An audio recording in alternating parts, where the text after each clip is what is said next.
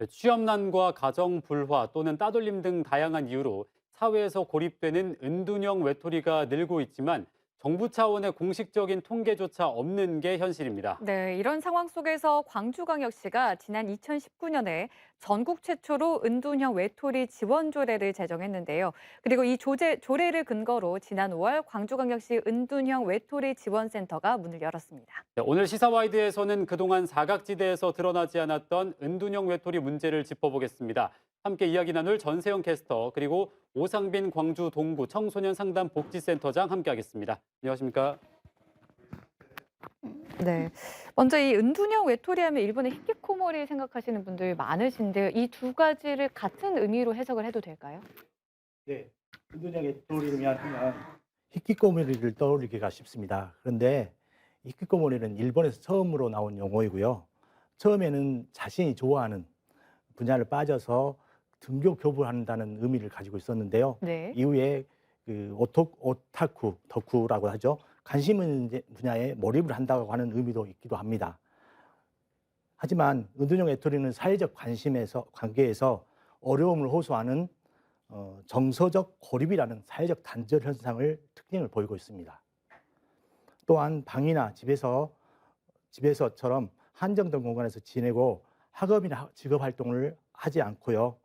친구가 한 명이거나 없으면서 이런 상태를 3개월에서 6개월 이상 지속되고 있습니다. 네. 특히 이제 가족과 소통이 이루어지지 않으면서 그 핵심적인 그 용어는 방이나 집에서 활동한다는 것입니다. 네, 지금 뭐 설명을 해주셨지만 저희가 설명을 듣기 전엔 좀 제대로 이해하기 힘들 정도로 쉽게 주목받지는 않는 사회 현상인 것 같은데요. 센터장님께서 은둔형 외톨이 문제를 공론화하셨고 조례 제정까지도 굉장히 많은 노력을 기울이셨잖아요. 처음에 어떻게 이 은둔형 외톨이 문제에 좀 관심을 갖게 되셨나요? 제가 은둔형 외톨이에 관심을 두게 된 것은 2006년인데요. 처음으로 은둔형 외톨이를 직접 만나서부터입니다.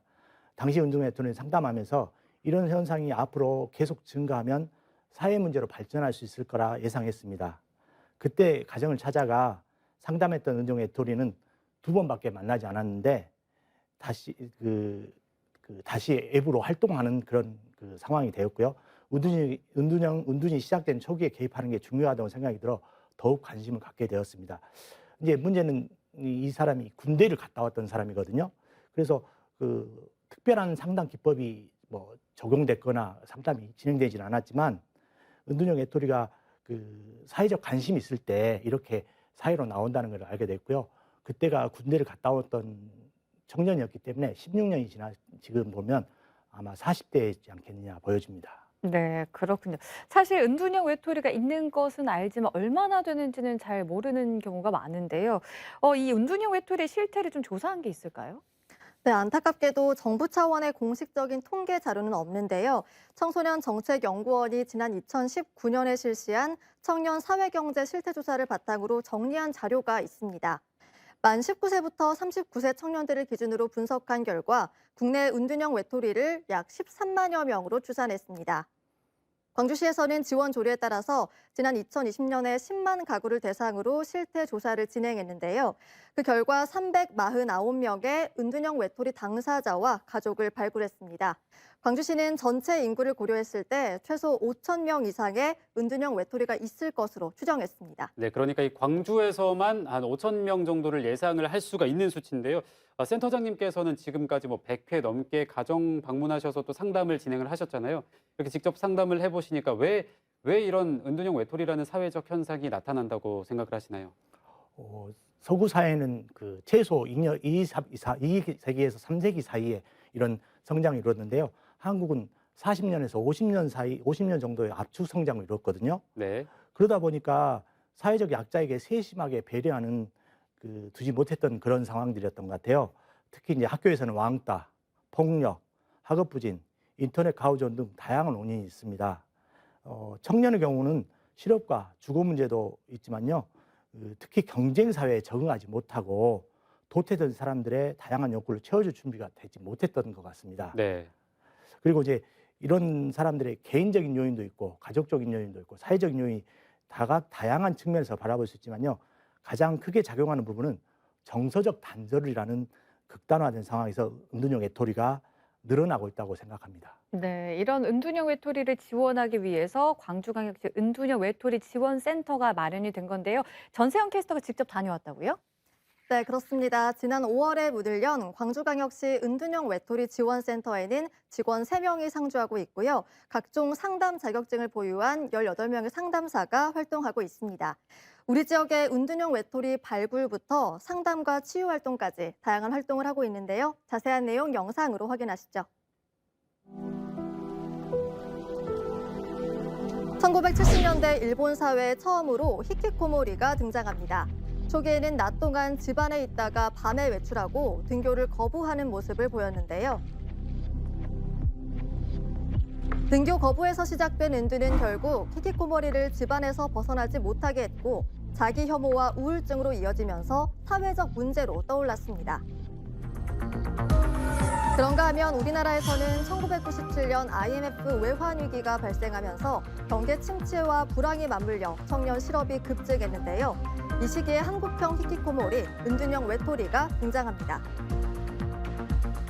2000년대 초반부터는 정신의학계나 상담학계에서도 은둔형 외톨이 문제에 관심을 두기 시작합니다. 2005년 당시 정부는 국내 은둔형 외톨이 규모를 30만으로 추정했지만 그 이후로 어떤 실태조사도 진행하지 않았고 사각지대에 방치했습니다. 그러다 지난 2019년 10월 드디어 전국 최초로 광주광역시에서 은둔형 외톨이 지원 조례를 마련합니다. 그리고 지난 5월 반가운 소식이 들렸습니다. 은둔형 외톨이 지원센터가 전국 최초로 광주에 문을 열었습니다. 이곳을 찾는 은둔형 청년들은 어떤 도움을 받고 있을까요? 주변이라든가 우리 가족 중에 이제 그런 당사자가 계셨을 경우에 저희 센터에 제일 먼저 이제 의뢰를 해주십니다. 그러면 저희는 간단한 은둔형 외톨이가 대상인지 아닌지 이 여부를 체크하는 체크리스트를 한번 하고 점수가 높으면 높을수록 은둔이 좀 심화되고 장기화됐다고 볼 수 있는데 저희가 그 45점 만점에서 30점 이상이 되면은 저희 센터에서 이제 상담을 진행을 하거나 그 이후 과정을 꼭 하시라고 저희가 이제 권해드리고 있고요. 은둔형 외톨이가 발굴되면 상담사가 정해지고 총 12회의 상담을 제공합니다. 이후에는 성향에 맞춰 습관을 개선하고 일상 회복을 돕는 치유 프로그램도 진행한다는데요. 2달 전 문을 열었는데 벌써 센터를 찾아 도움을 받은 사례도 있었습니다. 저희가 이제 본격적으로 그 사업을 시작하는 단계가 얼마 되지 않아서 지금은 오시는 분들이 당사자 5분, 그다음에 가족분이 5분이세요. 이제 이 가족 같은 경우는 당사자를 둔 가족인데 당사자가 상담을 거부하고 있기 때문에 우선 가족분들이 저희랑 이렇게 연계를 가지면서 이제 이후에 당사자들을 이제 밖으로 나오게 할 수 있는 그런 방안을 같이 고민을 하고 있고요. 실제로 센터에서 상담으로 도움을 주고 있는 상담사는 은둔형 외톨이를 돌보는 가족에게도 꼭 전하고 싶은 이야기가 있다고 합니다. 우리 자녀, 가족의 얘기를 남들에게 하기는 굉장히 힘든 법입니다. 하지만 이런 생활이 지속되면 굉장히 답답하고 좀 무기력하고 좀 우울감이 생기는 경우가 많아서 많이들 힘들어 하시는데요. 그럴 때 저희 센터나 센터에 문의를 주시면 꼭 도움이 필요한 부분을 좀 함께 도울 수 있을 것 같습니다. 은둔형 외톨이에 대한 적극적인 지원 사업이 시작된 건 고무적인 일이지만 초기 단계라 아직은 보완해 나갈 점도 많다고 하는데요. 이 은둔형 외톨이들이 어떤 지원을 했을 때 효용성이 있었고 어떤 지원을 단계별로 그리고 상황별로 어떤 지원을 해줄 수 있는지 그리고 그것들이 회복에 도움이 되는지를 전체적으로 환류하여 평가하고 그리고 앞으로 또 풀어야 될 과제가 어떤 것이 있는지를 알아보는 것이 중요하다고 생각합니다.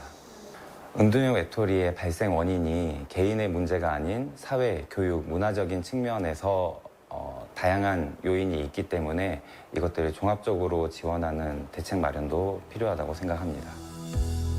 선제적으로 문을 연 광주시 은둔형 외톨이 지원센터는 앞으로 2년 동안 시범 운영 기간을 거치게 되는데요. 지자체 지원과 시민들의 관심이 더해져서 은둔형 외톨이의 건강한 사회 진입을 돕는 소중한 통로가 되길 기대합니다. 네, 광주시가 이 선제적으로 은둔형 외톨이 지원 조례를 제정하면서 지원센터까지도 문을 열 수가 있었는데요. 센터장님께서 이 조례 제정에 정말 많은 공을 좀 들이셨다 보니까 좀 소감도 남다르실 것 같거든요. 어떻습니까? 네, 조례 제정과 현황 조사, 시예산 편성 등 모든 과정이 쉽지는 않았습니다. 이게 처음으로 하는 일이어서 어려웠고요. 그래서 전국 최초로 광주에서 은둔형 외톨이 지원센터가 문 열게 된 것에 대해서 정말 감개무량합니다. 함께 노력했던 광주시 관계자, 또 신수정 의원님께도 감사 말씀드리고요. 하지만 이제 시작이기 때문에 광주 은둔형 외톨이 지원센터가 앞으로 다양한 사업을 진행하고 또 지역사회에서 은둔형 외톨이 돕는 중심적인 역할을 했으면 바라고요. 센터 운영이라는 일반적인 업무와 함께 진정으로 사회와 국가에 도움이 되는 필요한 사람을 발굴하고 연계해서 성장할 수 있도록 해야 된다고 봅니다. 광주시나 정부에서도 눈에 보이는 성과만을 바라지 않고 좀 더 길게 보는 시각이 필요하다고 봅니다. 네, 말씀하신 것처럼 어렵게 생긴 만큼 이 광주시나 정부에서 장기적인 관점으로 좀 함께 해주셨으면 좋겠는데요. 그런데 센터장님, 이 은둔형 외톨이가 특히 청소년기에 시작되는 경우가 많다고 하던데 이 은둔 청소년이 보이는 특징은 어떤 것들이 있을까요? 은둔을 선택하는 시기를 살펴보면요. 제가 만났던 사례를 보면 고등학교 고학년, 그러니까 뭐 4, 5, 6학년부터 나타나고 있고요. 이제 특히 청소년의 경우 학교에서 또래가 어울리지 못하고 외롭게 지내는 경우가 많고요. 또 요즘에 인터넷 스마트폰을 과다 사용해서 수업 시간에 잠을 자는 경우도 특징을 보이기도 합니다. 네. 최근에 등교는 하지만 점심시간에 또래와 어울리지 못해서 밥을 못 먹는 그 청소년도 많이 나타나고 있습니다. 그래서 가족은 청소년과 적극적으로 소통하고 감정, 생각, 행동, 그 결과를 차분하게 표현할 수 있도록 해야 된다고 봅니고요. 청소년이 은둔이 장기화되면 쉽게 그 활동할 수가 없어서요. 그 발견과 조기 개입이 필요하고 상황입니다. 네, 뭐 말씀하신 것처럼 가장 좋은 건 이제 초기에 좀 확인을 해서 가정 안에서 이 문제 해결이 되면 물론 가장 좋겠지만 그게 잘 안 돼서 이 센터의 도움을 좀 받아야 될 것 같을 때는 어떤 식으로 좀 도움을 받을 수 있을까요?